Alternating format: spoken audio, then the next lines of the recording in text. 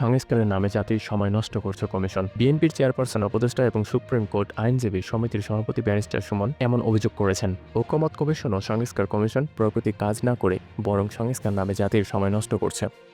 শনিবার সকালে রাজধানীর আগরওয়াল বাংলাদেশ চীন সম্মেলনে কেন্দ্রীয় আয়োজিত এক নাগরিক সংলাপে তিনি এই মন্তব্য করেন। সংলাপের শিরোনাম ছিল একটি কার্যকর বৈষম্য বিরোধী আইন প্রবর্তন। তিনি বলেন, এই দুই কমিশনের প্রধান দায়িত্ব ছিল দেশে বৈষম্য বিরোধী আইন পাশ করানো। তার মতে সেই গুরুত্বপূর্ণ দায়িত্ব যথাযথভাবে পালন করা হয়নি, বরং আলোচনা সভা, সেমিনার এবং দীর্ঘসূত্রতায় সময় নষ্ট হয়েছে, যা দেশের সাধারণ মানুষের কোনো কাজে আসেনি। তিনি চাকরিজীবীদের মধ্যে বৈষম্যর বিষয়টিও তুলে ধরেন। খোকনের ভাষায়, সরকারি বেসরকারি চাকরিতে বেতন কাঠামোর মধ্যে বৈষম্য স্পষ্ট।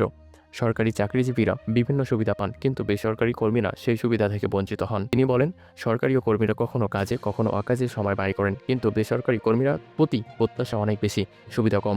নারী পুরুষ বৈষম্যের উদাহরণ টেনে ব্যারিস্টার খোকন বলেন, রাত 2টার একজন পুরুষ রাস্তায় হাঁটলে কেউ প্রশ্ন তোলে না, কিন্তু একই সময় কোনো নারী বের হলে তাকে বিভিন্ন প্রশ্ন সন্দেহের সম্মুখীন হতে হয়।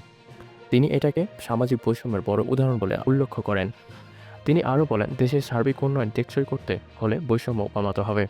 তার মতে অন্তর্বর্তী সরকারের সময়ে বৈষম্য বিরোধী আইন পাস অবশ্যই করাতে হবে এবং সঠিক সময়ে তা বাস্তবায়ন করতে হবে। একই সঙ্গে তিনি স্বাধীন বিচার ব্যবস্থার উপর জোর দেন। তার মন্তব্য, বৈষম্য থাকলে এটি সভ্য সমাজ ব্যবস্থা তৈরি সম্ভব নয়, দেশ যত উন্নয়ন করুক না কেন।